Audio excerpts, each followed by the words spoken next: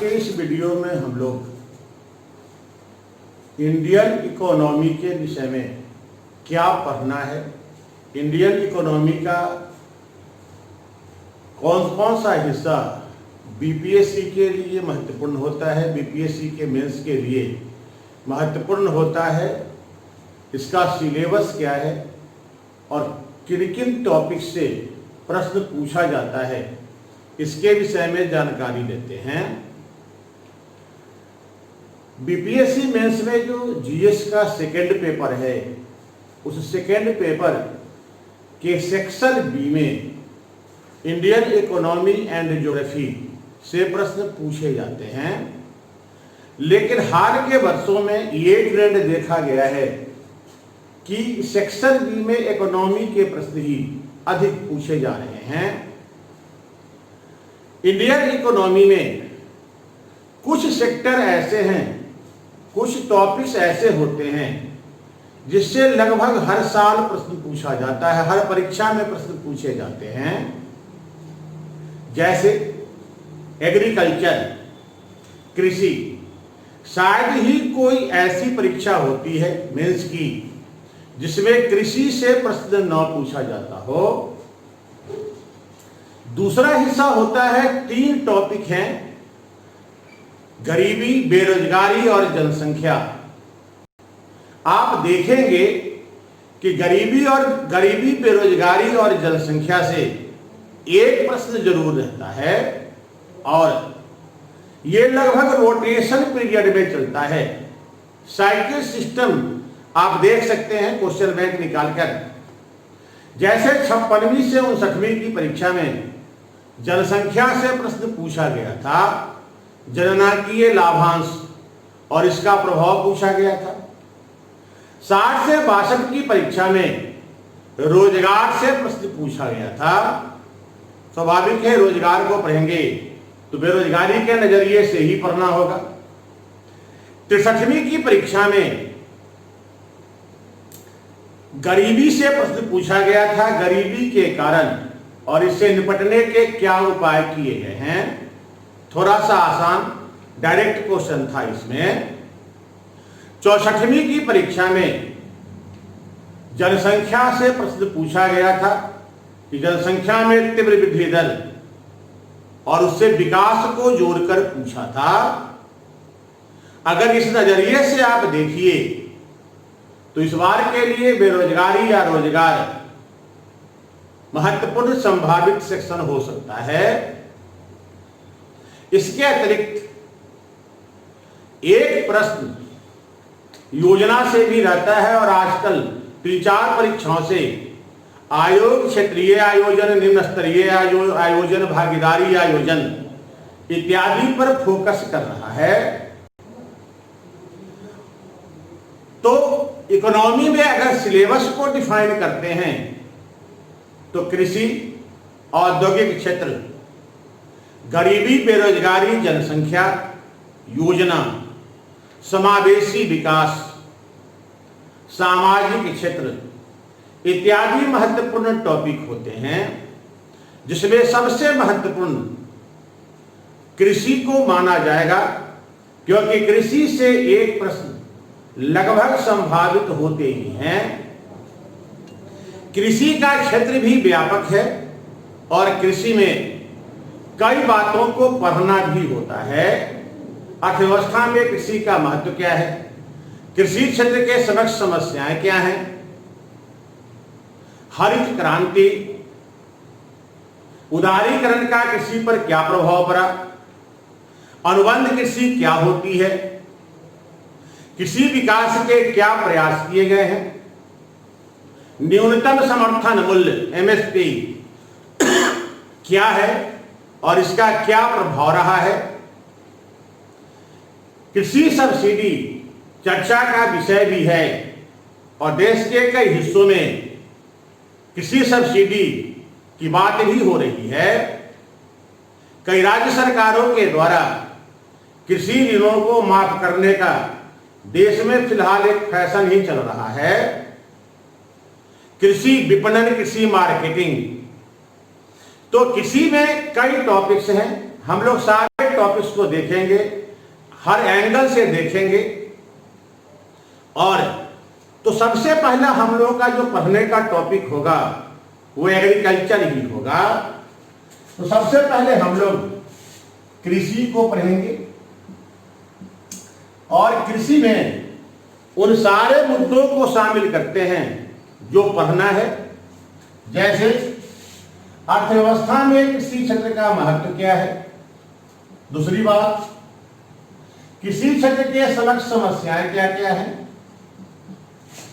तीसरी बात, हरित क्रांति। आपको मालूम है कि देश में अभी वर्तमान में दूसरी हरित क्रांति चल रही है। 2 हरित क्रांतियां मानी जाती हैं। पहली हरित क्रांति जो 1966-67 में हुआ, उसके प्रभाव को भी देखेंगे हम लोग, क्या प्रभाव रहे थे। ये क्वेश्चन कुछ वर्ष पहले बीपीएससी में पूछा भी है। द्वितीय हरित क्रांति भी पूछा गया था। तो हरित क्रांति एक महत्वपूर्ण टॉपिक है। फिर कृषि पर उदारीकरण का क्या प्रभाव पड़ा है।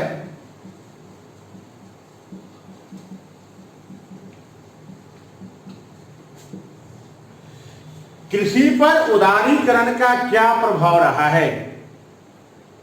उसमें से एक प्रभाव रहा है भारत में कॉन्ट्रैक्ट फार्मिंग, अनुबंध या संविदा कृषि की शुरुआत भी। इसको भी पढ़ेंगे। और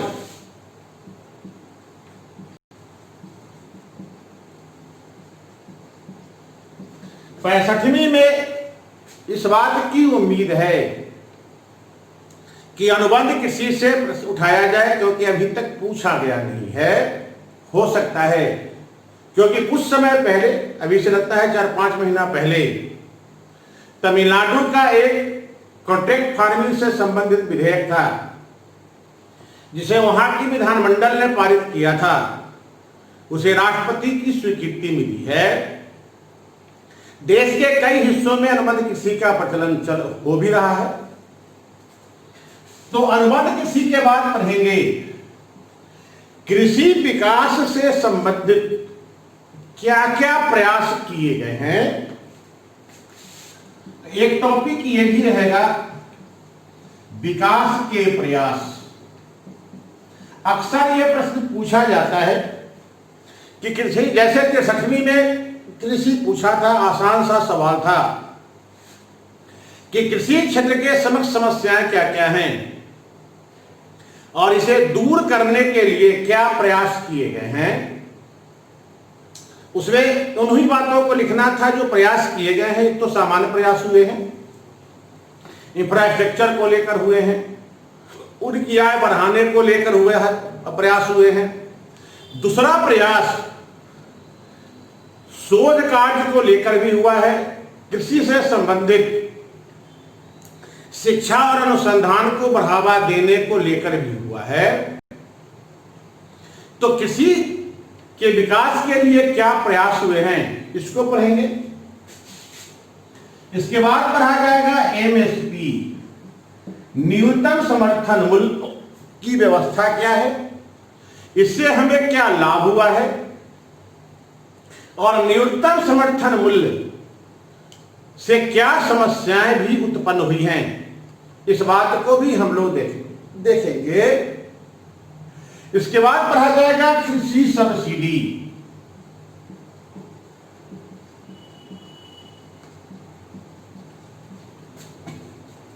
कृषि सब्सिडी क्या है, किन किन रूपों में दिया जाता है, कृषि सब्सिडी के सकारात्मक पहलू क्या हैं और कृषि सब्सिडी की कमियां क्या क्या रही हैं, यह भी एक चर्चा का विषय होगा। इसके बाद देखेंगे कृषि विपणन,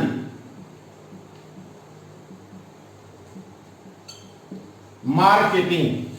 कृषि से संबंधित भारत में एक बात कही जाती है कि किसानों को अपने प्रोडक्ट का बेहतर मूल्य प्राप्त नहीं होता है, इसीलिए आज तक कृषि एक लाभकारी पेशा नहीं बन पाई है। कृषि उत्पादों के विपणन से संबंधित क्या व्यवस्था है हमारे यहाँ और उसमें क्या क्या कमियां हैं, इन सब, या फिर सरकार ने क्या प्रयास किए हैं। जैसे आपने 2015 में नैम बना, ई नैम बना, एपीएमसी एक्ट में को सरल किया गया है, तो तमाम तरह के सुधार भी किए गए हैं जिसके विषय में हम लोग जानकारी प्राप्त करेंगे। तो कृषि से संबंधित इतनी बातों को पढ़ेंगे। कृषि के विकास के लिए प्रधानमंत्री की एक 7 सूत्री योजना भी है।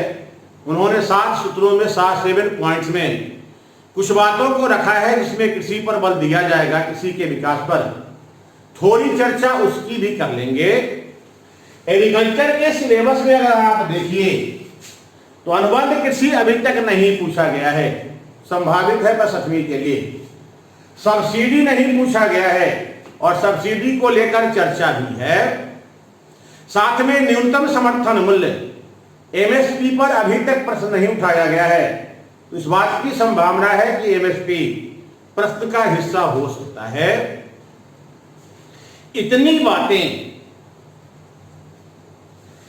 बातें हम लोग एग्रीकल्चर में पढ़ेंगे और पूरी उम्मीद है कि इसमें से एक प्रश्न हम लोगों को परीक्षा में लिखने के लिए जरूर मिल जाएगा।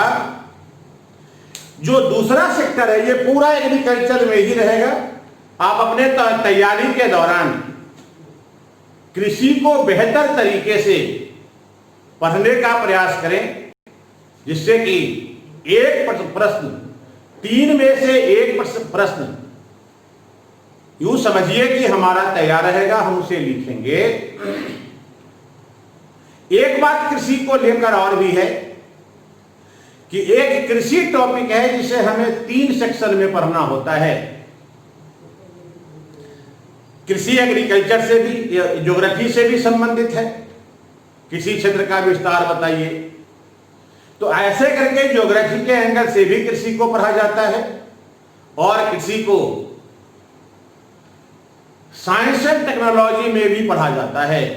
जैसे जैविक कृषि आपसे पूछा जाए तो वो साइंस एंड टेक्नोलॉजी के नजरिए से ही लिखा जाएगा, साइंस एंड टेक में ही पूछा जाएगा। स्मार्ट एग्रीकल्चर पूछा जाता है, किसी क्षेत्र में बायोटेक्नोलॉजी का प्रयोग भी पूछा जा सकता है। तो ये सब साइंस एंड टेक्नोलॉजी वाले सेक्टर से ही डील होगा। जो सेक्टर इकोनॉमी से डील होगा, हम लोग पूरे संभावित सारे एंगल को तलाश कर उस पर अपना उत्तर बनाने का प्रयास करेंगे। जो दूसरा टॉपिक पढ़ेंगे वो होगा लघु औद्योगिक क्षेत्र। लघु औद्योगिक क्षेत्र एमएसएमई।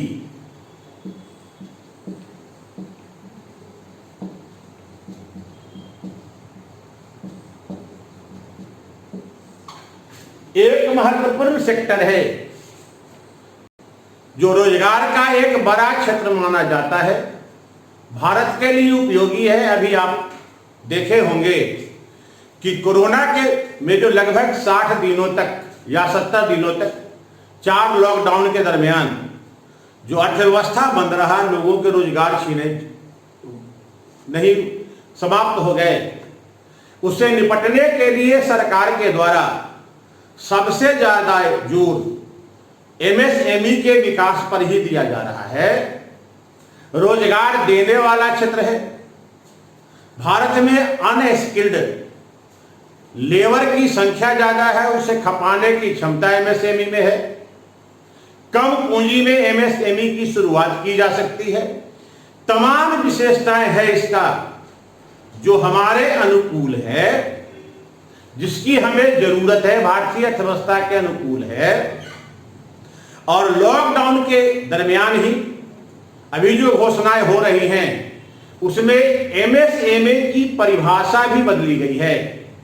पहले इन्वेस्टमेंट के आधार पे एमएसएमई का वर्गीकरण किया जाता था सूक्ष्म लघु और मध्यम उद्योगों में। अब टर्नओवर की बात आई है, जिसको लेकर सरकार ने इसकी परिभाषा भी तय कर दी है। तो सबसे पहले जानेंगे कि एमएसएमई है क्या।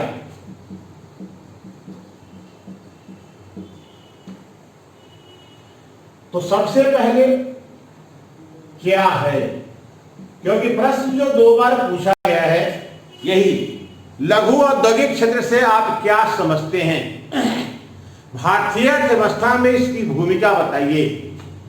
एक बार प्रश्न पूछा है कि रोजगार एवं निर्यात के संदर्भ में इसकी भूमिका का उल्लेख करें, और वाकई रोजगार और निर्यात में इसकी भूमिका है भी महत्वपूर्ण।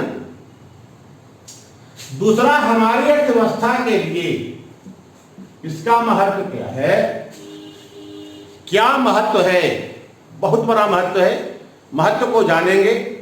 और तीसरी बात कि क्या प्रयास किए गए हैं विकास के लिए।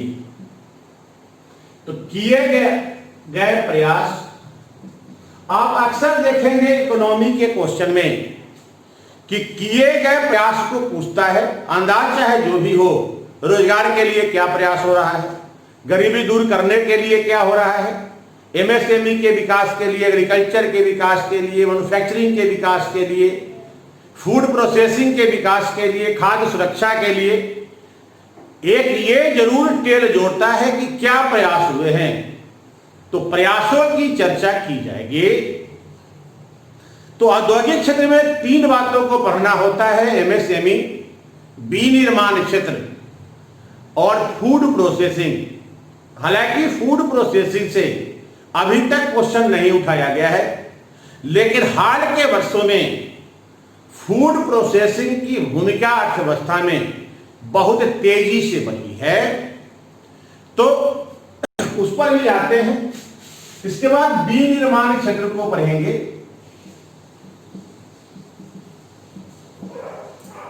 विनिर्माण क्षेत्र में भी सबसे पहले इसकी परिभाषा जानेंगे। अर्थव्यवस्था में क्या महत्व होता है सेक्शन का, इसको जानेंगे।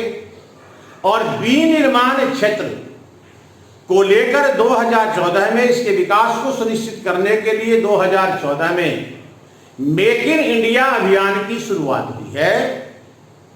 अभी हाल में जब लॉकडाउन अनलॉकडाउन की स्थिति आई है, अनलॉक हुआ है देश, तो आत्मनिर्भरता की बात हो रही है कि कोरोना हमारे लिए चुनौती थी या चुनौती है, लेकिन हम इसे अवसर में बदलेंगे। और अवसर में बदलने के लिए मेक इन इंडिया अभियान की भूमिका को सबसे महत्वपूर्ण माना जा रहा है। मेक इन इंडिया अभियान क्या है और ऐसे अभियानों के भारत में सफल होने की क्या क्या संभावनाएं मौजूद हैं। दुनिया का सबसे अधिक कार्यशील जनसंख्या भारत के पास है। हमारे यहां श्रम सस्ता है। इस सस्ते श्रम का हम लाभ उठा सकते हैं। कोरोना के मामले में चीन की जबरदस्त बदनामी भी हुई है और लगभग 1000 कंपनियां चीन से निकलकर भारत आना भी चाहती हैं। तो हमारे पास कई संभावनाएं हैं जिससे कि हम मेक इन इंडिया के माध्यम से आत्मनिर्भरता प्राप्त कर सकते हैं। और साथ में थोड़ा यह भी जाना जाएगा कि कमियां भी हैं और क्या क्या कमियां हैं। इंफ्रास्ट्रक्चर को लेकर कमियां हैं, कारोबारी दृष्टिकोण को लेकर कमियां हैं, तो कमियां भी हैं। श्रम कानून को लेकर कमियां हैं। तो विनिर्माण क्षेत्र में सबसे पहले इसकी परिभाषा को जानेंगे, क्या होता है, इसके महत्व को जानेंगे, हमारी अर्थव्यवस्था के लिए क्या महत्व है। किसी भी ये विकास का पैमाना होता है, विनिर्माण क्षेत्र का विकास। इससे किसी भी देश के विकसित होने का पैमाना एक शर्त निर्धारित होती है। फिर मेक इन इंडिया को जानेंगे। भारत में इसकी संभावनाएं क्या हैं और भारत में इसके समक्ष चुनौतियां क्या हैं, इसे भी जाना जाएगा। मेक इन इंडिया के समक्ष क्या चुनौतियां हैं इसे तो जानेंगे ही। इसके बाद औद्योगिक क्षेत्र में तीसरा टॉपिक पढ़ेंगे खाद्य प्रसंस्करण। हालांकि खाद्य प्रसंस्करण से अभी तक प्रश्न पूछा नहीं गया है।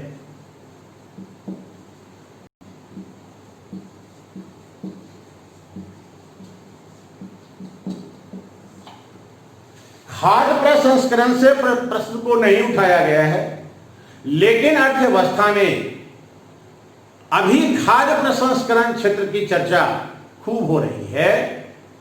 2014 में सबसे पहली बार 1986 में खाद्य प्रसंस्करण को कृषि विभाग मंत्रालय के अधीन एक विभाग का दर्जा दिया गया था, लेकिन इसके महत्व को देखते हुए 2014 में इसे एक मंत्रालय का दर्जा दिया गया है।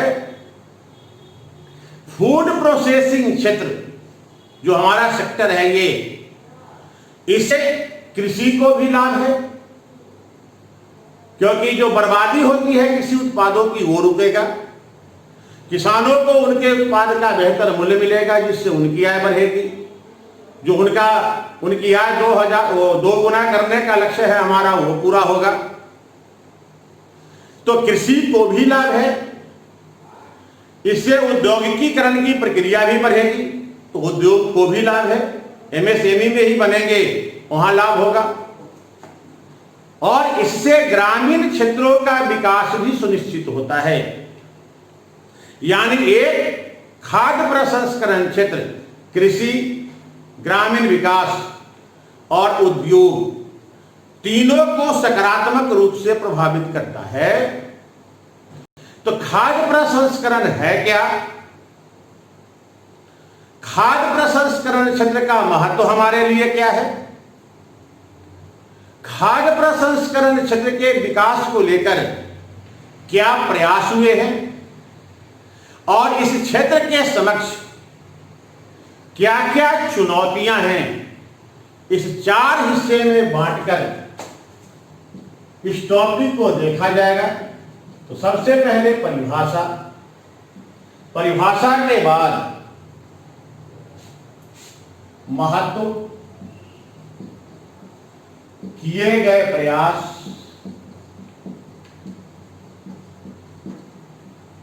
और चुनौती, और सबसे पहले चुनौती से पहले संभावनाएं और तब चुनौती। ऐसा माना जाता है कि फूड प्रोसेसिंग क्षेत्र के लिए भारत में, खासकर बिहार में व्यापक संभावनाएं हैं। खाद्यान्न उत्पादन की बात हो, सब्जी उत्पादन की बात हो, दूध उत्पादन की बात हो, सब कुछ भारत और बिहार में मौजूद है। सस्ते श्रम की बात हो, मौजूद है। और साथ में किसी भी क्षेत्र की संभावना के यदि आप बात करते हैं तो सब उसमें 2 बातों को शामिल करते हैं। एक कि हमारे पास जो इसके लिए रॉ मटेरियल की जरूरत होगी वो उपलब्ध है कि नहीं, और दूसरी बात जो प्रोडक्शन होता है उसके लिए बाजार उपलब्ध है कि नहीं। और भारत में प्रसंस्कृत खाद्य की मांग लगातार बढ़ी है। बिहार में सुधा दूध इसका जीता जागता उदाहरण है कि हमने पटना डेयरी प्रोजेक्ट, या यूं कहिए कि दूध के प्रसंस्करण से श्वेत क्रांति को लाया। आज बिहार में ग्रामीण तरलता का एक प्रमुख कारण डेयरी उद्योग का पनपना है, इसका विकसित होना रहा है। हमने इसके सकारात्मक प्रभाव को देखा है। इसने बिहार के विकास में मील का पत्थर का काम किया है। इसकी बिहार में भी भूमिका महत्वपूर्ण है, देश में भी भूमिका महत्वपूर्ण है। तो औद्योगिक क्षेत्र के अंतर्गत इसी को जानेंगे। एक टॉपिक कृषि से ही संबंधित था, लेकिन हमने तो उद्योग कर लिया, लेकिन पिछले साल पूछा था 64वीं में, लेकिन संभावना इसकी है और इसके कृषि से ही सब जुड़ा हुआ टॉपिक है, तो कृषि के साथ से में ही पढ़ लेंगे। तो वो टॉपिक होगा खाद्य सुरक्षा। एक महत्वपूर्ण टॉपिक पिछले साल हालांकि पूछा जा चुका है। खाद्य सुरक्षा है क्या? खाद्य तो सबसे पहले क्या है इसी को जानेंगे। इसके लिए क्या किया गया या हमारे लिए इसका महत्व क्या है, क्यों जरूरी है खाद्य सुरक्षा हमारे लिए। हमारी आबादी बड़ी है, दुनिया में सर्वाधिक कुपोषित लोग भारत में ही रहते हैं, तो ऐसी स्थिति में खाद्य सुरक्षा हमारी जरूरत है। हालांकि WTO की शर्तों के तहत जन वितरण प्रणाली पर आक्षेप किया जाता है, लेकिन यह हमारी जरूरत है, यह हमारा सामाजिक दायित्व है और सामाजिक दायित्व को पूरा करने के लिए खाद्य सुरक्षा पर अमल करना हमारे लिए आवश्यक है। तो खाद्य सुरक्षा भी पढ़ेंगे। खाद्य सुरक्षा में क्या है, क्या महत्व है हमारे लिए, प्रयास किए गए प्रयास पढ़ेंगे और खाद्य सुरक्षा के समक्ष चुनौती क्या है इसे भी पढ़ेंगे। खाद्य सुरक्षा को लेकर 2013 में संसद के द्वारा खाद्य सुरक्षा अधिनियम पारित भी किया गया है, जिसके तहत देश के लगभग 67.5% आबादी को खाद्य सुरक्षा का कानूनी अधिकार प्रदान भी किया गया है। बावजूद इसके कई ऐसी परिस्थितियां उत्पन्न हो रही है कि खाद्य सुरक्षा हमारे लिए चुनौती बन सकता है। जैसे हमारे पास बड़ी आबादी है और आबादी जो जनसंख्या वृद्धि दर है वो भी अधिक है। ऐसे में खाद्य सुरक्षा की हमारी अवधारणा प्रभावित हो सकती है। देश में कृषि क्षेत्र लगातार सिमट रहा है, जो खाद्य सुरक्षा को प्रभावित कर सकता है। जलवायु परिवर्तन की बढ़ती घटनाएं भी खाद्य सुरक्षा के समक्ष चुनौती उत्पन्न करती हैं। फिर खाद्य सुरक्षा से संबंधित जो हमारी योजनाएं चल रही हैं, उनके क्रियान्वयन में भी कई तरह की प्रशासनिक समस्याएं हैं जो खाद्य सुरक्षा को प्रभावित करता है। तो कई ऐसी बातें हैं जो चुनौती के रूप में है, इसे भी देखा जाएगा। इसके बाद हम लोग आएंगे 3 टॉपिक जिससे अक्सर ये देखा गया है कि रोटेशन में क्वेश्चन पूछे जाते हैं। गरीबी, बेरोजगारी और जनसंख्या। गरीबी से पिछले 63वीं में क्वेश्चन था, जनसंख्या 64वीं में था, 60-62 में बेरोजगारी रोजगार से संबंधित क्वेश्चन था और 56 से 59वीं में जनसंख्या से प्रश्न पूछा गया था। अगर इस रोटेशन के हिसाब से देखिए तो बेरोजगारी इस बार के लिए अधिक संभावित दिख रही है। इस टॉपिक को भी उसी लहजे में हम लोग पढ़ेंगे।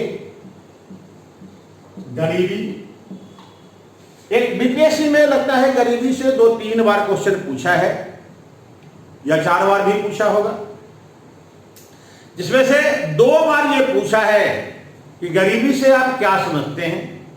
तो एक गरीबी की परिभाषा भी देनी होती है। न्यूनतम आवश्यकताओं का पूरा न होना ही गरीबी कहलाती है।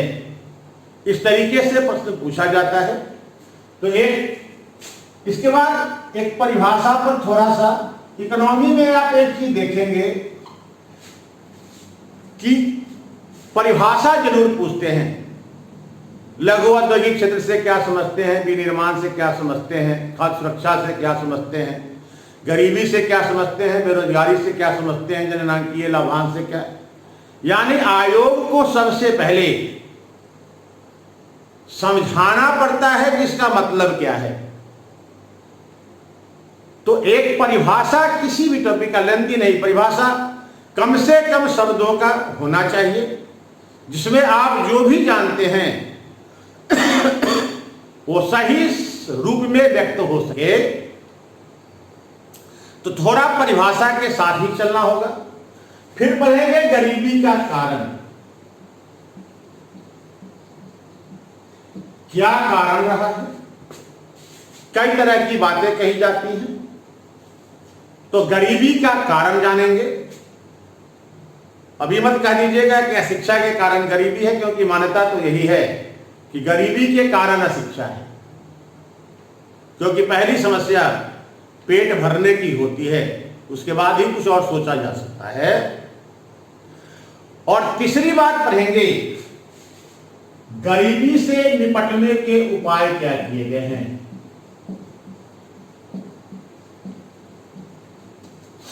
निपटने के उपाय क्या हैं, क्या क्या हुए हैं। इसी संदर्भ में थोड़ा सा फॉर्मेटिंग हम लोग ये करेंगे कि वर्तमान समय में गरीबी से निपटने के लिए किस फॉर्मेट पे काम किया जा रहा है, हमारा फॉर्मेट क्या है, हमारी रणनीति क्या है, स्ट्रेटजी क्या है। और इस स्ट्रेटजी में आप देखेंगे कि 4 तरह की स्ट्रेटजी अपनाई जा रही है। एक, सामाजिक सुरक्षा के जरिए हम गरीबी से निपटने का प्रयास कर रहे हैं, जिसमें वृद्धावस्था पेंशन दिया जाता है, खाद्य सुरक्षा है, यह सामाजिक सुरक्षा के तहत है। दूसरा रोजगार देकर है, मनरेगा इसके लिए है। तीसरी बात कि हम कौशल विकास पर जोर दे रहे हैं, और कौशल विकास के जरिए हम लोगों को, जो हमारे यहां बड़ी आबादी है युवा वर्ग की, उसे हम रोजगार और स्वरोजगार के लायक बनाने पर जोर दे रहे हैं। और चौथी बात, हम उन क्षेत्रों के विकास पर बल दे रहे हैं जहां पर बड़े पैमाने पर श्रमिकों को खपाया जा सकता है, उसमें भी अकुशल श्रमिकों को खपाने की क्षमता है उसमें, जैसे एमएसएमई, जैसे फूड प्रोसेसिंग। इन क्षेत्रों के विकास की जो रणनीति अपनाई जा रही है, उसका कारण न केवल उत्पादन को बढ़ाना है, बल्कि बड़े पैमाने पर रोजगार के अवसरों का सृजन भी करना है। यही 4 सूत्रीय रणनीति कार्य योजना आज वर्तमान समय में गरीबी से निपटने के लिए सरकार के द्वारा अपनाई जा रही है। यही हमारी रणनीति है वर्तमान की। तो इस रणनीति पर भी चर्चा करेंगे, उन योजनाओं के विषय में भी पढ़ेंगे जो गरीबी से निपटने के लिए वर्तमान में चल रही है, जैसे आयुष्मान भारत, जैसे किसान सम्मान निधि योजना। तमाम योजनाओं का मुख्य उद्देश्य गरीबी को कम करना है। अगला टॉपिक बेरोजगारी से पढ़ेंगे।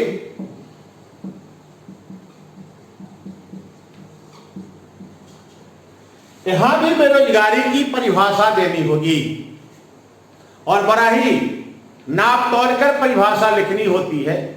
योग्यता के अनुसार काम ना मिले, इसे बेरोजगारी कहते हैं। ये परिभाषा नहीं चलेगी, क्योंकि इस दुनिया में कोई भी अपने आप को योग्य नहीं मानता है। तो बेरोजगारी की परिभाषा होगी क्या, तो परिभाषा जानेंगे।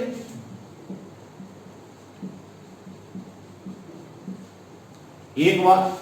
दूसरी बात, बेरोजगारी का कारण क्या है, कारण को भी जाना जाएगा। जनाधिक्य है, अन्य भी बातें हमारी विकास नीति रोजगार के अनुकूल नहीं रही है, तो तमाम बातों को जानेंगे। तो दूसरा जानेंगे कारण, तीसरी बात जानेंगे निपटने के उपाय, और निपटने के उपाय में वही बातें लिखी जाएंगी जो हम गरीबी के संदर्भ में लिखेंगे। क्यों? गरीबी में हमने 4 सूत्री कार्य योजना की भी चर्चा की, सामाजिक सुरक्षा, रोजगार योजना, कौशल विकास और रोजगार परक क्षेत्रों का विकास। इसमें से सामाजिक सुरक्षा तो बेरोजगारी के संदर्भ में नहीं आएगा, लेकिन 3 जो है रोजगार योजना, कौशल विकास और रोजगार परक क्षेत्रों का विकास, ये बेरोजगारी में भी वही बातें आएंगी। असल में 1970 के दशक से, उसके 1970 के दशक से पहले गरीबी और बेरोजगारी को अलग अलग करके देखा जाता था और अलग अलग करके ही रणनीति अपनाई जा रही थी। 1970 के बाद से बेरोजगारी और गरीबी को एक साथ जोड़कर देखने की रणनीति अपनाई गई। इसमें यह माना गया कि अगर बेरोजगारी को दूर कर देंगे तो गरीबी स्वतः दूर हो जाएगी। इस संकल्पना में दम भी था और इसके सकारात्मक नतीजे रहे भी हैं। तो स्वाभाविक है जो योजनाएं हमने, जो कार्यक्रम हमने, जो नीतियां हमने बेरोजगारी से निपटने, गरीबी से निपटने में लगाई, वो बेरोजगारी से होकर ही जाती है। बेरोजगारी, न्यूनतम आवश्यकताओं का पूरा न होना ही गरीबी कहलाती है। अगर हम रोजगार के अवसर पैदा करते हैं, रोजगार की कीमत अगर बढ़ाने में सक्षम हो जाते हैं उन्हें स्किल्ड करके, तो स्वाभाविक है उनकी आय बढ़ेगी, श्रम का मूल्य बढ़ेगा, श्रम का मूल्य बढ़ेगा तो जीवन की न्यूनतम आवश्यकताएं पूरी होंगी, लिहाजा गरीबी तो घटेगी। तो इसीलिए निपटने के उपाय में या निपटने की रणनीति में गरीबी वाली बातों को ही शामिल किया जाएगा। इसके बाद एक प्रश्न यह भी पूछा जा सकता है कि गरीबी से बेरोजगारी से निपटने के लिए आप क्या सुझाव देंगे। तो एक सुझाव यदि आपके स्तर पर मांगा जाता है तो सुझाव की भी थोड़ी चर्चा होगी। एक सुझाव भी देते हैं। इतनी बातों को बेरोजगारी में पढ़ेंगे, इसके बाद पढ़ेंगे जनसंख्या।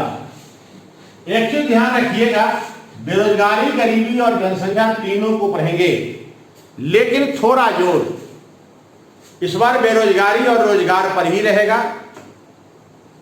कोरोना के लॉकडाउन के बाद बेरोजगारी की दर काफी तेजी से बढ़ी हुई है और निपटने के लिए 20 लाख करोड़ का बड़ा सा पैकेज भी घोषित किया गया है। उसमें अगर आप देखिएगा विभिन्न सेक्टरों का विकास पर दिया गया है और उसका मूल तत्व है कि लोगों जो छूटा रोजगार या पहले से ही रोजगार की कमी है, इस बेरोजगारी की समस्या से कैसे निपटा जाए। अगला टॉपिक जनसंख्या पढ़ेंगे।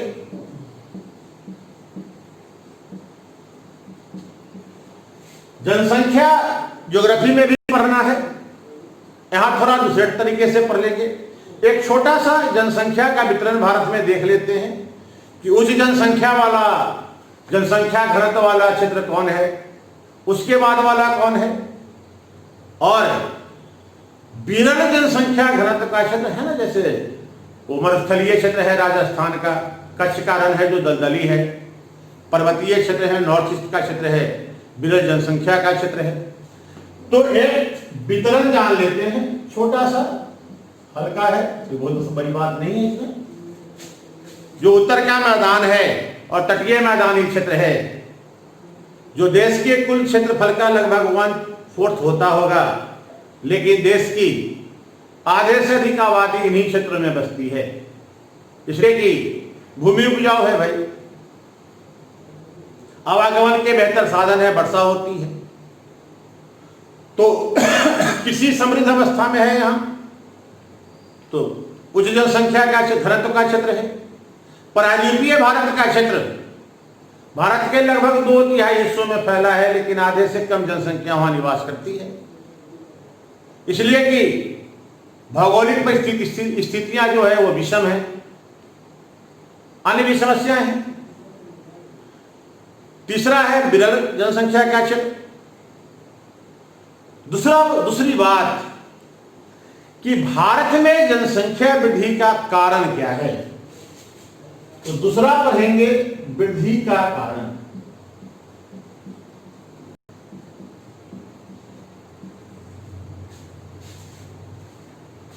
वृद्धि का कारण पढ़ेंगे, क्या कारण है कि अभी भी हमारे यहां जनसंख्या वृद्धि दर 17.64% 2011 में था। अभी तो जनगणना हुई ही नहीं, कोरोना की वजह से रुक गया, नहीं तो अभी तक अनंतिम आंकड़े तो आ गए होते।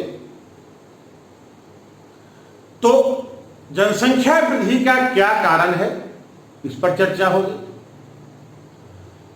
तीसरी बात, हम लोग 2011 का पढ़ते अगर सब कुछ सामान्य रहता तो, लेकिन 2021 का पढ़ते, लेकिन 2021 के तो कोई आंकड़े हमारे पास है ही नहीं, अभी सरकार ने जारी ही नहीं किया है, जनगणना हुई ही नहीं है। शुरुआत होनी थी, हालांकि जनगणना अगले साल होना है। तो 2011 की जनगणना की जो रिपोर्ट आई थी उसकी क्या क्या विशेषता है, इसको जानेंगे। वो एक जानने वाला टॉपिक है। तो जनगणना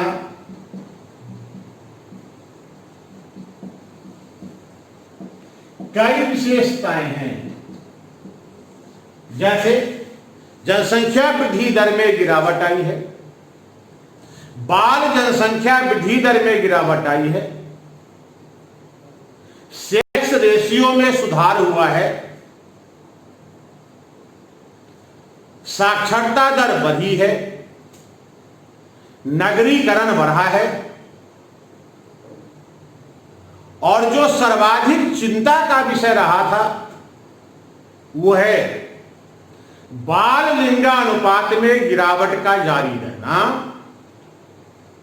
वर्तमान में ये मुद्दा हमारे लिए सर्वाधिक चिंता का विषय है, और ये गिरावट 1961 से जारी है और इस बार भी लागू रहा। चुनिंदा तौर पर कन्या भ्रूण हत्या को इसके लिए सर्वाधिक उत्तरदायी माना गया है। इसके बाद इसमें पढ़ेंगे जनसंख्या वृद्धि को नियंत्रित करने के उपाय बताइए आप, क्या उपाय हम करें जिससे कि जनसंख्या वृद्धि दर में गिरावट आए। ये एक टॉपिक होगा। तो सुझाव के तौर पर इसे आप रखिए, और हम लोगों के पास तो एक से एक सुझाव होते हैं। थोड़ा सा उन सुझावों पर चर्चा करेंगे, क्योंकि आयोग इसके माध्यम से हमसे कुछ हमारे दृष्टिकोण को जानना चाहता है, हमारी समझ को जानना चाहता है। उपाय तो सब लोग लिखेंगे, हम लोगों के पास तो 2, 4, 10 उपाय यूं ही रहते हैं। फिर जनसंख्या वृद्धि दर जो ऊंचा है, जो 64वें में प्रश्न पूछा, उसके नकारात्मक प्रभाव क्या है, यानी आप यूं इस रूप में इसे पढ़ेंगे, जनसंख्या वृद्धि दर ऊंची है और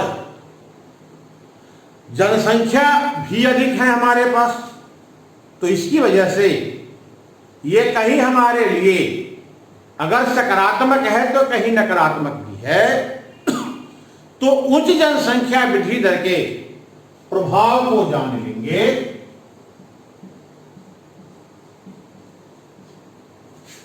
क्या उसका प्रभाव है, एक तरफ हमारे पास सस्ते श्रम है, हमारे पास कार्यकारी जनसंख्या अधिक है, एक बड़ा बाजार है जनसंख्या की वजह से, सस्ता श्रम होने के कारण हम विदेशी निवेशकों को आकर्षित करने में सक्षम हैं। वहीं दूसरी तरफ खाद्य सुरक्षा पर अत्यधिक दबाव है, कृषि भूमि सिमट रही है, कई तरह की सामाजिक समस्याएं उत्पन्न होने के कारण भी जनाधिक्य को ही माना जाता है। तो दोनों तरह की बातें हैं, थोड़ा प्रभाव भी जानेंगे और इसके बाद जानेंगे जननांकीय लाभांश। जननांकीय लाभांश क्या है, डेमोग्राफिक डिविडेंड किसे कहते हैं और इसका क्या अर्थव्यवस्था पर प्रभाव पड़ता है, इसे जानेंगे। इसके बाद भी कुछ टॉपिक बचेंगे, इसमें से एक जान लेंगे कि समावेशी विकास क्या है।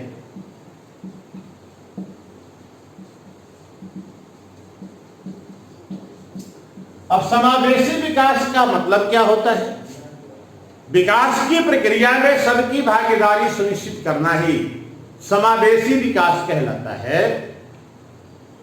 2004 में मनमोहन सिंह ने मानवीय चेहरे के साथ आर्थिक विकास, economic development with human face का नारा दिया था और यही समावेशी विकास कहलाया। ये तो एक बात, आशय क्या होता है? भारत में समावेशी विकास कारण क्या था और समावेशी विकास के प्रयास क्या क्या हुए हैं, थोड़ी सी बात प्रयास पर भी होगी, क्या क्या किए हैं।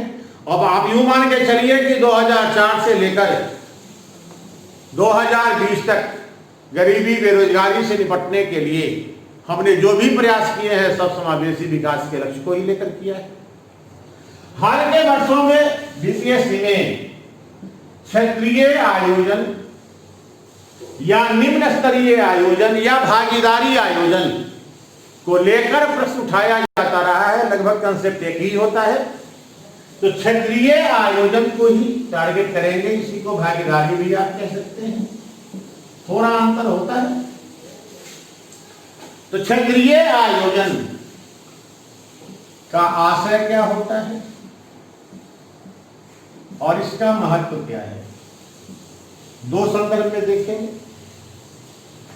इसी संदर्भ में भागीदारी आयोजन भी देख लिया जाएगा, हालांकि इसको अलग से जब क्षेत्रीय आयोजन पढ़ेंगे तो उसी को भागीदारी और निम्न स्तरीय आयोजन में जोड़कर पढ़ लिया जाएगा। एक टॉपिक बीपीएससी में लगता है 2 बार पूछा है, बिहार के संदर्भ में पूछा जाता है सामाजिक क्षेत्र।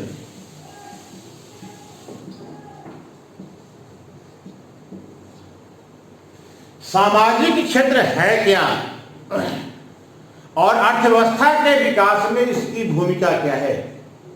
सबसे पहले तो ये जानते हैं कि सामाजिक क्षेत्र है क्या।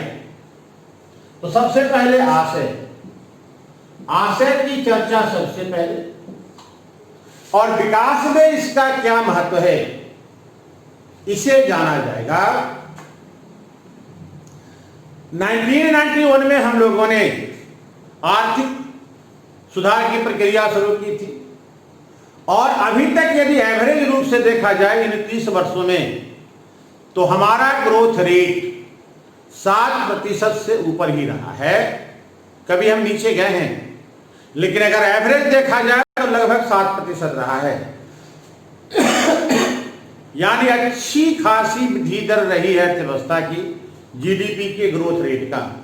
लेकिन फिर भी भारत को एक गरीब देश ही कहा जाता है। क्यों?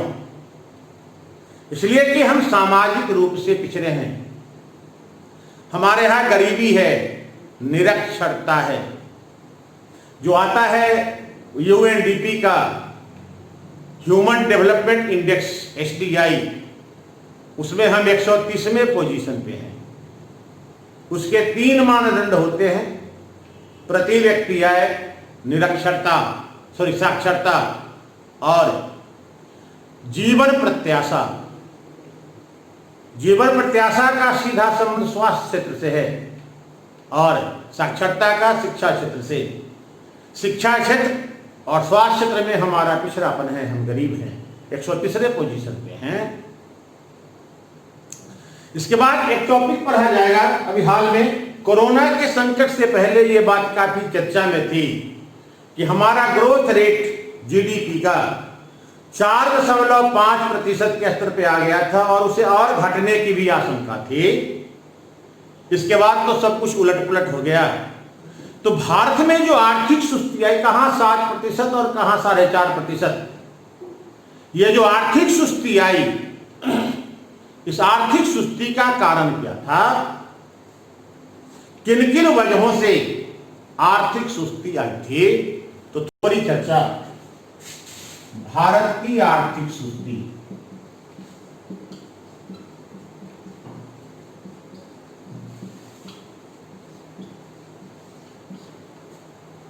यही ये टॉपिक है जिससे संबंधित प्रश्न बीपीएससी में पूछे जाते हैं।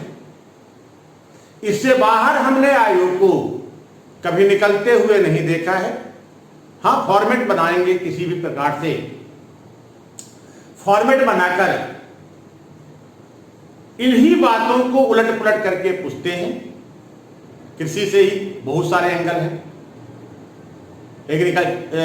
इंडस्ट्री सेक्टर है, गरीबी, जनसंख्या, बेरोजगारी है, योजना है। ये 4 इसके कोर सेक्टर हैं जिससे प्रश्न पूछे ही जाते हैं। तो हम लोग की तैयारी इसी के इर्द गिर्द